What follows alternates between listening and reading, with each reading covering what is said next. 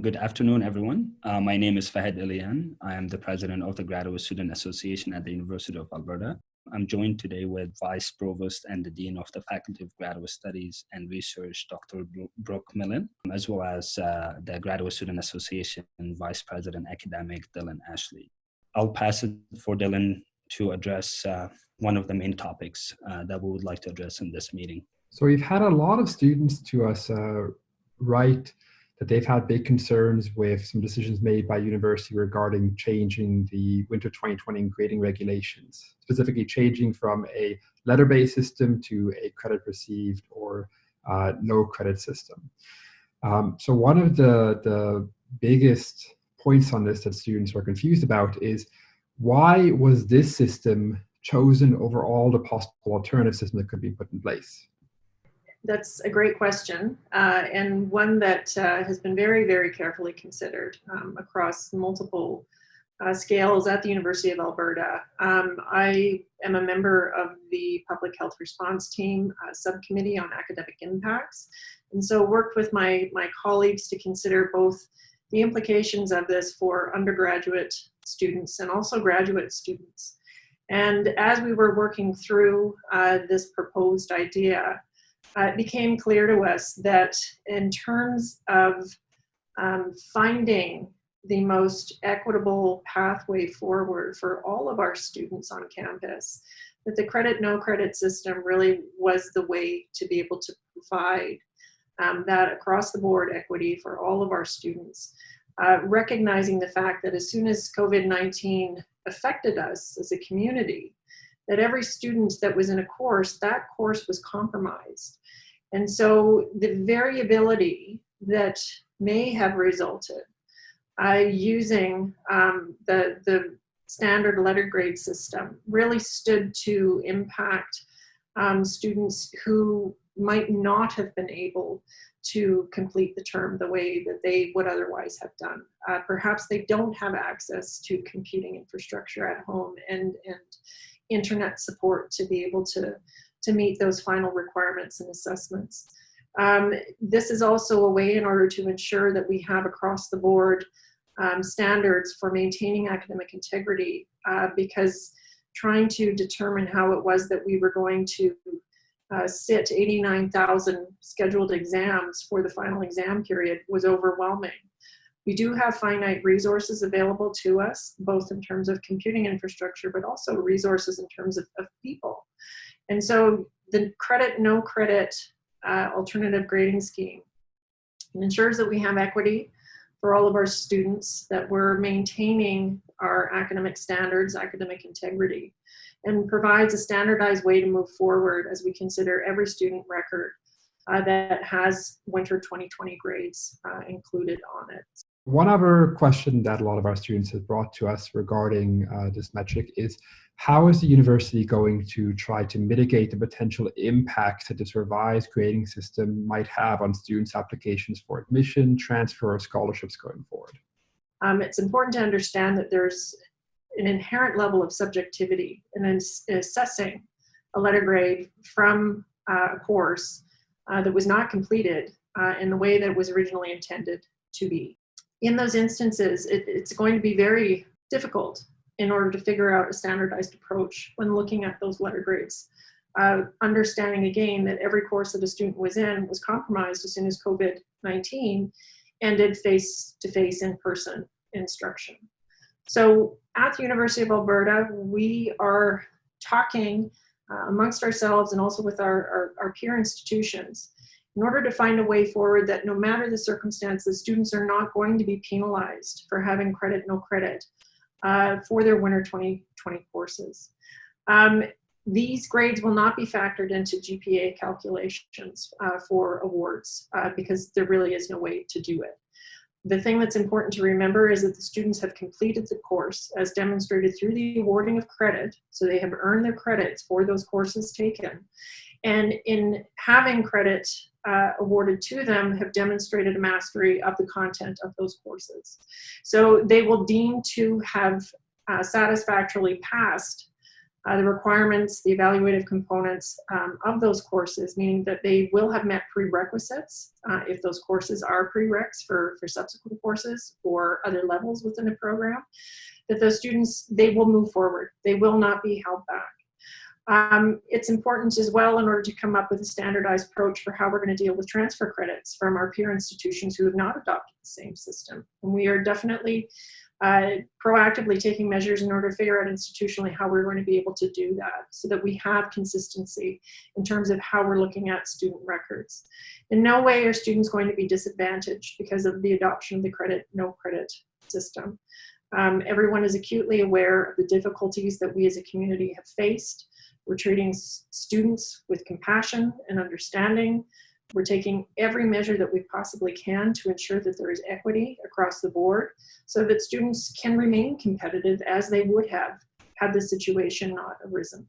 The other important thing to remember too is that for graduate students that are applying for graduate programs and also for awards, whether they're internal or external, that the transcripts and the calculation of GPA is just one metric that is considered in looking at a student's record and their competitiveness overall. There are many other elements that actually are just as important, if not more important, including reference letters, research outputs, creative performances, student CV, their volunteerism, and so forth. So all of those things are they're still intact the way they always would have been. Just we've got this anomaly of having credit, no credit just for winter 2020. So students should be reassured that despite this unprecedented situation, that they will not be negatively impacted going forward. So just to follow up on that, do you think that we're going to see the adjudication processes for scholarships, admission, and transfers to focus less on the GPA then because of this? Not necessarily it's going to focus less on it, but it's going to be looking at a student's GPA record, I would say up until fall 2019. There will be ways in order to adjust how far back into a student's record one might go based on whatever the criteria are for a particular award or program, so that students are not going to be penalized or worried that they might have a year that was not their strongest and somehow now that's going to get pulled forward. So we are in discussions about how it is that we are going to deal with this, but know for certain that we're not going to be setting students at a disadvantage because of the fact that we have this anomalous academic term now in our academic history. Another important topic that we received a lot of concerns from graduate students about is continuing research in the coming weeks and months. We know that some research on campus is considered essential, and they were granted to continue their research activity on campus. In that regard, my question is, what are the regulations around lab work? And what students should do if they feel they're not safe in the lab, and how they can respond to such a situation? Careful consideration and a lot of thought has gone into the drafting of specific regulations and guidelines by the Public Health Response Team and also the Environment, Health, and Safety Office in order to determine how it is that we as an institution we're going to ramp down existing research on campus. Certainly, there are specific criteria that identify some forms of research as being essential research, and those are being permitted to continue. For certain labs or certain projects that are deemed to be essential or that must continue, that the principal investigators or the supervisors are able to apply and register their projects with the Environmental Health and Safety Office, so that those folks are aware that that these projects are continuing and will need support. As part of these guidelines and recommendations, every principal investigator of a lab that is remaining operating and deemed to be essential research is required to create a contingency plan. And within that plan, they are expected to set out parameters for how it is that lab technicians, graduate students, lab support staff are going to be operating within those spaces given the current circumstances that we're facing.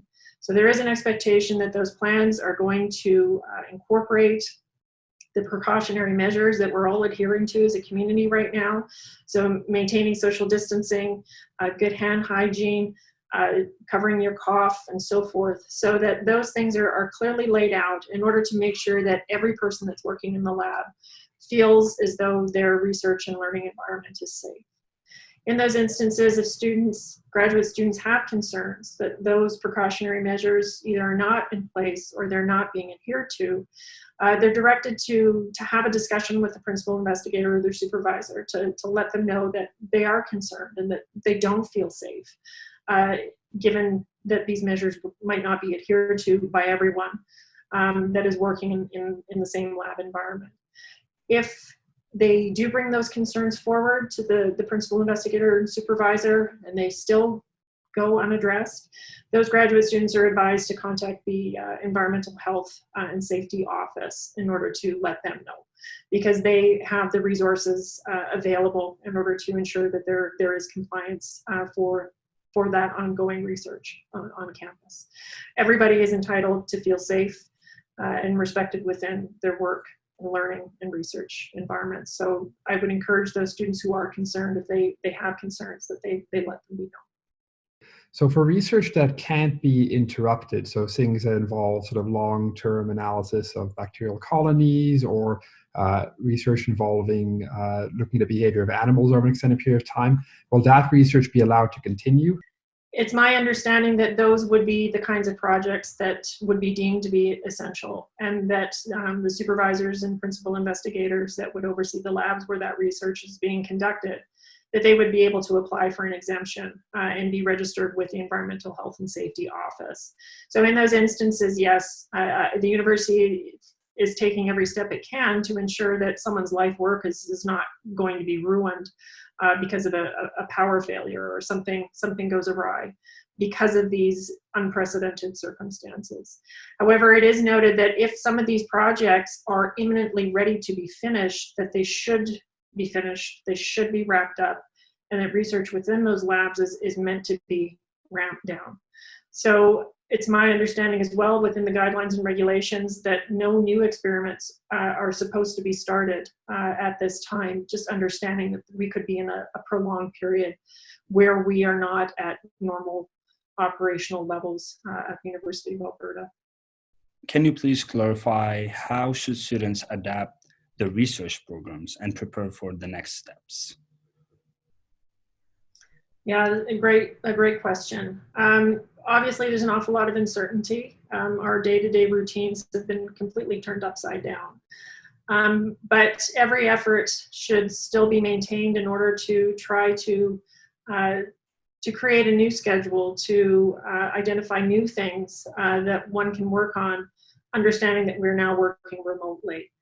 The Faculty of Graduate Studies and Research developed a series of guidelines for supervisors and graduate students in order to establish good lines of communication and best practices for successful supervision in a remote environment.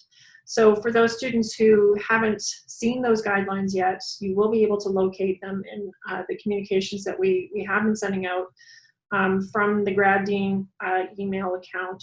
And basically what they're encouraging supervisors and students to do is to reassess where they are. What is it that they can do now instead of, say, if they had to be in the lab collecting data or cleaning data or whatever it may be, that realizing that we have a new physical dimension to what our work is, that certainly there are things that we can do and should be doing in order to continue progressing within our graduate programs, but also within our research programs.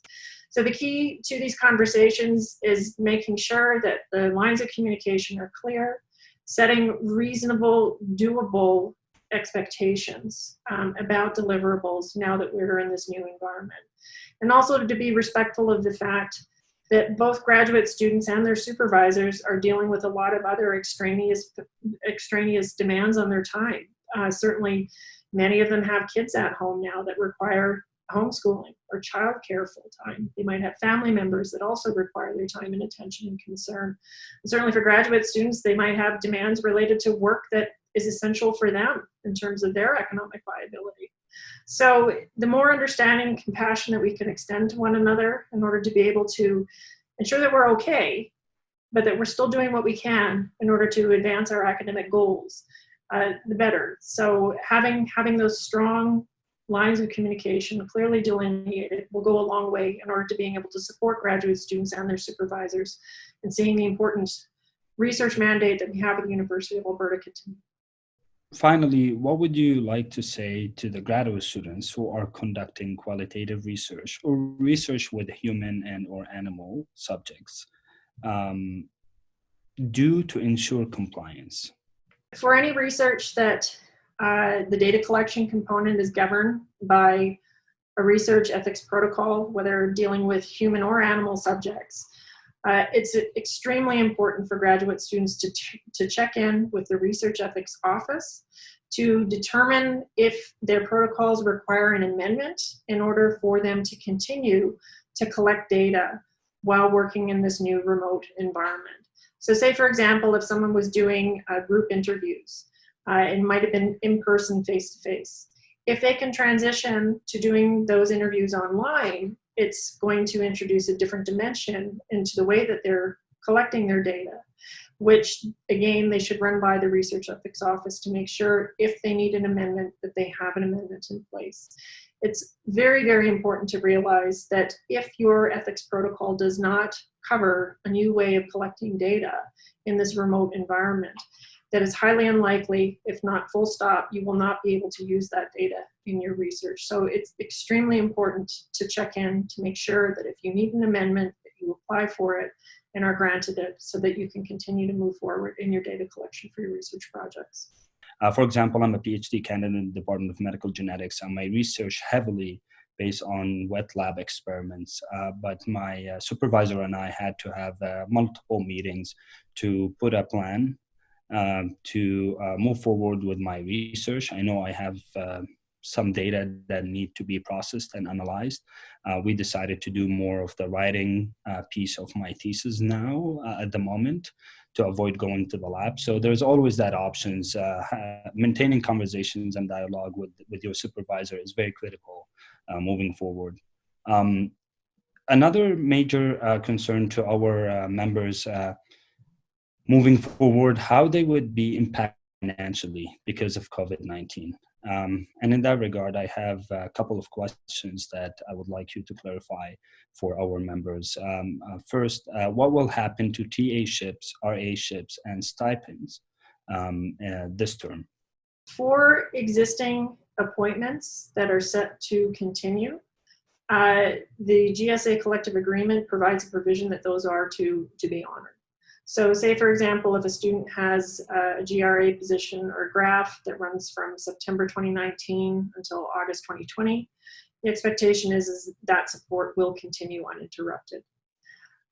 For students that are in a position where they were expecting a renewal of those positions, so the RAs and the graphs, they need to get in touch with their supervisor in their department in order to get clarification about the renewal process, given that we are in a very different research environment at this time. For TA-ships, until we know for certain if we are moving to remote delivery for spring and summer, it's hard to provide clarity on an answer relative to that.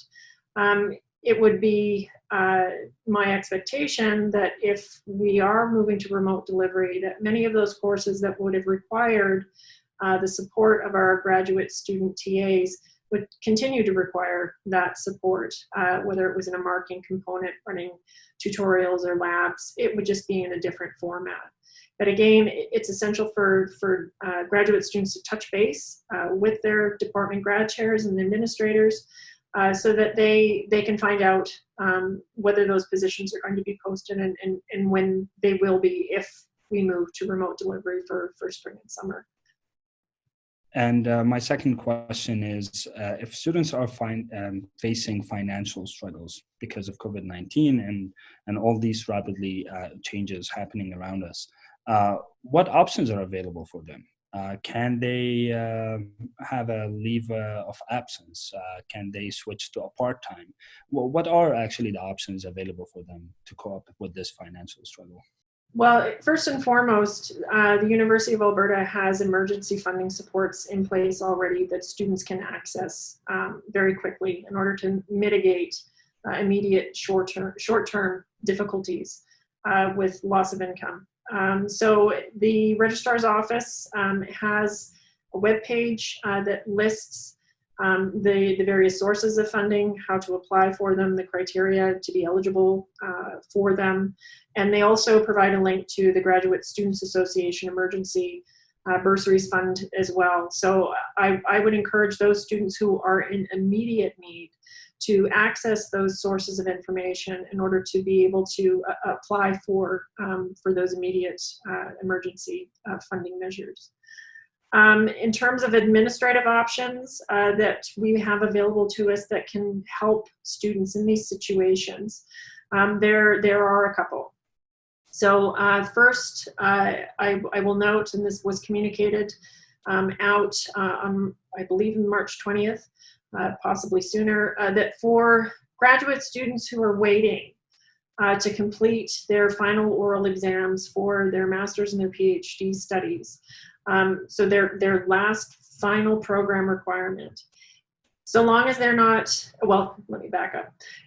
For those students that are waiting, if they are unnecessarily delayed because of some unforeseeable thing related to the COVID-19 situation that we're dealing with, and their scheduled defense that would have seen them complete by the April 15th convocation deadline, if they miss that through no fault of their own and then are pushed into the spring-summer term, and they're not drawing on any further academic resources, they will not be charged tuition, understanding that this would be the last thing that they would be doing for their program. So that's one measure we have that we can use administratively.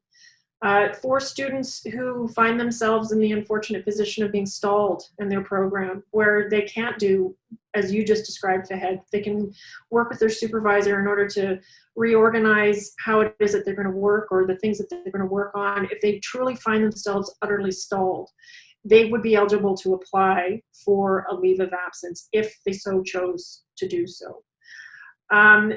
For other students as well, if they're finding that the demands of childcare or looking after family members or having outside COVID-related employment, whether they're in the healthcare sector and so forth, if they find that that is taking away from their ability to work full-time on their programs, they would be eligible to consider applying to switch to part-time status. I will note, however, that it's really important to reason through that decision with your supervisor, because there are some implications of switching to part-time status, most notably that it would impact your eligibility for most scholarships and awards. So it is possible to do, but it's something that really needs to be carefully thought through as to whether or not that is the best option available. So very broadly, those are three administrative tools that we have that we can deal with right now in order to facilitate students in their programs. Thank you so much. That would bring to the end of our meeting today. And I would like to end with my recent signature, which is wash your hands frequently, at least for 20 seconds or more. Don't touch your face. Practice social distancing and stay home.